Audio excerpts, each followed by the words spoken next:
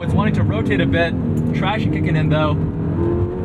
Oh, there we go. 2009 Audi R8 with the V8 engine. This was actually the car that was in the first Iron Man. Granted, it was a 2008 model year, but it was the R8 V8 hardtop. In Iron Man 2, they had the V10 Spyder.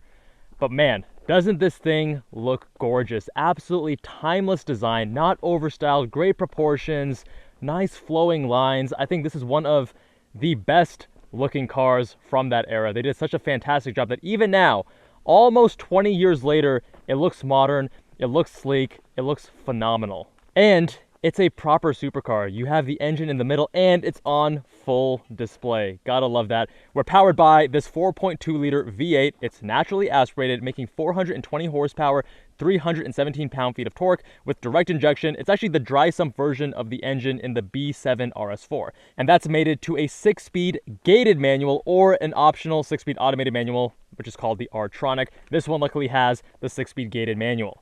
Now keep in mind, this came in two versions, the V8 and the V10, and the V10 made about 100 more horsepower, but it also weighed more than 100 pounds more. And also the market value for that is 100K plus nowadays, maybe 100, 150, whereas these R8 V8s, they're a bargain, man. $70,000 to get a supercar that looks this good. We'll see how it drives in just a second. This first gen R8 actually shares chassis components with the Gallardo. They call it ASF, or aluminum space frame, and it's a monocoque chassis with bonded and riveted aluminum. So of course the theory there was to save weight. It's still not a super lightweight. We're weighing in at 3,500 pounds for the V8, and again, if you go for the V10, it's about 100 pounds more, a little bit over 3,600. It also changes based on the transmission that you use. We have double wishbone both front and rear with magneto-rheological dampers, but this example has some aftermarket brand of coilovers, which of course replaces the MR dampers, and we have an exhaust as well. And for those who don't know, I have another channel called Kevin Jubal MD, and I did a day in the life of an orthopedic surgeon by the name of Dr. Stark, just like Iron Man, right? And we did a video with him. He actually owned a R8 V10 Plus, and you can see him drive that in the video. Also on my Instagram, after we did our filming of his day in the life, he let me take a go in it, let me rip on it, and it was a super special experience. You can watch the full clips on my Instagram, link below, but I'm really curious to see how that compares to this. This one is, of course, all-wheel drive. The Quattro system can send up to 70% of the torque to the rear wheels, and when you get to the interior, I think this, just like the exterior, has aged incredibly well. This interior is nearly 20 years old, but we have good material quality, a very classic design. Even the steering wheel looks really good. I mean, you compare this to the 997 Porsche, this looks so much better than the 997 911 in terms of how the design actually aged. It's a purposeful cockpit, feels focused on the driver. We have this delicious 6-speed gated manual and nice materials that have actually held up to the test of time pretty well.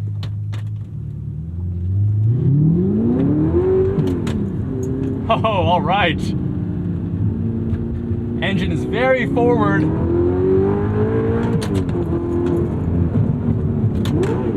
Ooh, okay, very, very light flywheel, so you gotta be careful on your heel toes, otherwise you're gonna over blip it.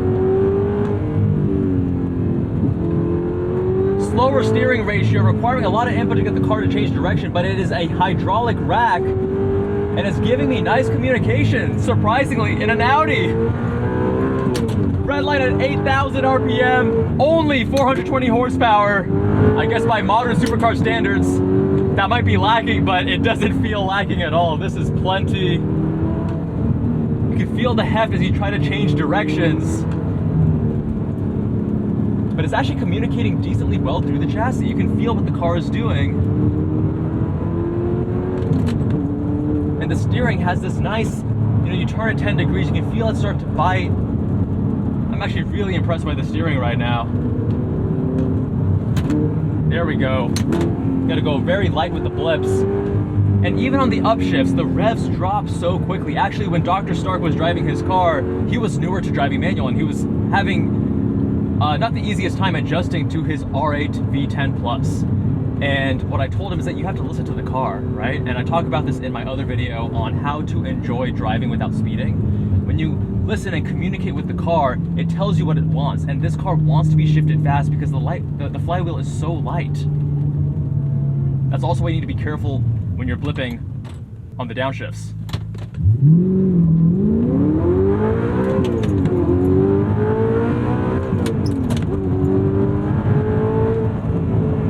Just got stuck there between second and third. Incredible, man. Nowadays, everything's hybridized and turbocharged, naturally aspirated V8, sending most of the power to the rear wheels.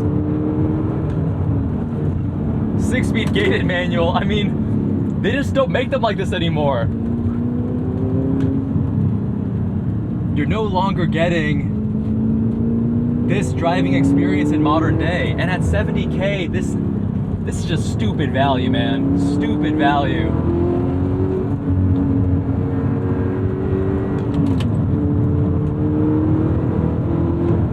Nowadays, every supercar is not just forced induction, but DCT, more insulated, and I've actually driven the second gen as well. The second gen R8, granted that was a Spyder, which is going to reduce the chassis rigidity as well as add some weight.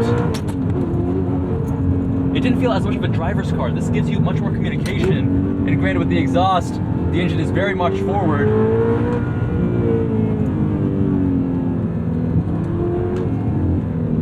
Oh yeah, you can feel the heft. Oh, there we go. It's wanting to rotate a bit. Traction kicking in though. Oh, there we go. She's lively. See, that's what I love about these kinds of cars where they want to play with you. They want to dance. Their limits are not so high that you can't actually dance with them. I'm actually enjoying this more than just about any other R8 I've driven. I'm really surprised this is not the most expensive one. This is actually one of the cheapest ones. I've driven the R8 first gen V10 plus Spyder, Spyder, this, and then the second gen Spyder. And the thing is with the V10, you actually have a weight distribution that is 1% more towards the rear, right? So you're adding about, between 100 and 150 pounds, and it's mostly behind you. So you go from 44.56 front to rear weight distribution to a 43.57 when you go with the V10, and you add that weight. And is the V10 more special? Well, yeah, obviously you have that proper exotic sound, but even this is an excellent engine. You get a bit lighter weight. This feels like a proper driver's car, really. From Audi of all brands. Club understeer, right? Incredible, incredible. At 70K, stupid good value. Now, some critiques on this car. The suspension, I wonder how the magneto-rheological dampers from OEM would feel, because this is definitely stiffer than stock. When I think about an R8, I don't think of razor sharp. So if it was my car, I would have probably stuck with OEM, or gotten maybe a higher shelf level of coilovers to match the rest of the vehicle. And the exhaust, while it's excellent when you're pushing it in 6th gear at less than 3,000 RPM, it's a little bit drony.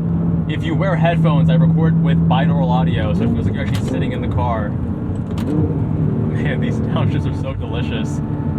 You have to get used to that lighter flywheel, but once you do, it's pretty seamless. But the one place where the lighter flywheel is going to throw you off is when you're driving it slower. See there, it actually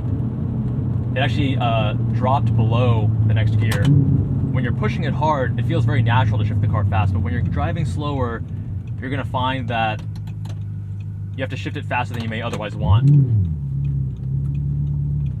That's not a huge deal. There's a little quirk, a little idiosyncrasy of this car. I'm really impressed. I mean, for $70,000 in 2025, you're getting a proper supercar. It has delicious inputs, great steering. I mean, granted, the brakes, they do feel a bit soft. You can always change that with pads and fluid. The brakes actually feel the most Audi out of anything in the vehicle, in the sense that it's more like luxury origin and a bit softer. But the steering is so much more communicative than you would expect, even if the ratio is a bit slower. The shifter, of course, has this delicious mechanical click-clack by being a gated manual, and it feels like a driver's car. That balance, that way that it wants to dance with you, I'm really impressed. my favorite R8 that I've driven to date, and guess what? It's actually the cheapest example as well. Big shout out to the owner Yue for letting me review his Audi R8. If you want your car reviewed, visit us on jabalandcars.com. Much love, my friends, and I'll see you all in that next one.